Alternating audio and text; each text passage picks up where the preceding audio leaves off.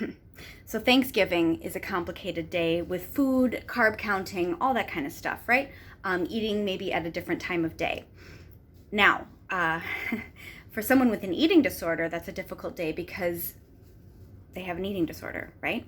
And regardless of where someone is in their recovery process, whether they've conquered fear foods or they're still in a place where eating one meal a day is really hard, regardless of where you are in your personal recovery, it is a hard day. So when you live with type 1 diabetes and you also have an eating disorder, Thanksgiving is a very, very, very, very hard day. The other thing about living with both type 1 diabetes and an eating disorder is that sharing how difficult this day can be is extra stress. And it also makes us feel very vulnerable and weak. And nobody wants to feel that way. And even if our family has seen us go through treatment and they've seen, us being at our death's door with our eating disorder, and now we're in a better place, right?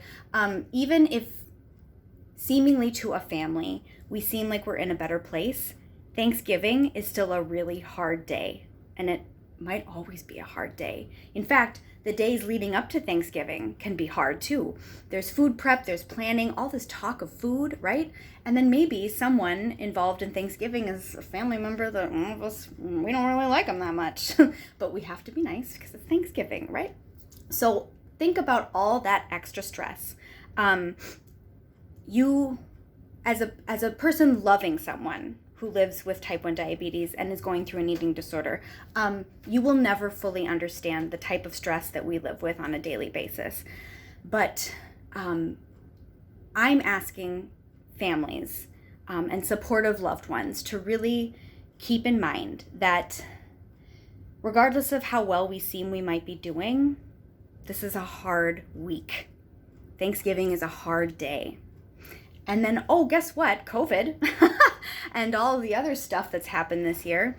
This is an especially difficult time.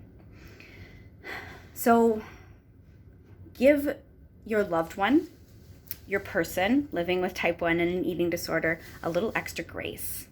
And let's rhyme. Give them a little extra grace and a little extra space, okay?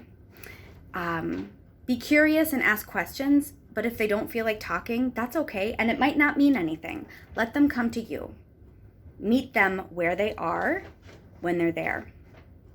Take care.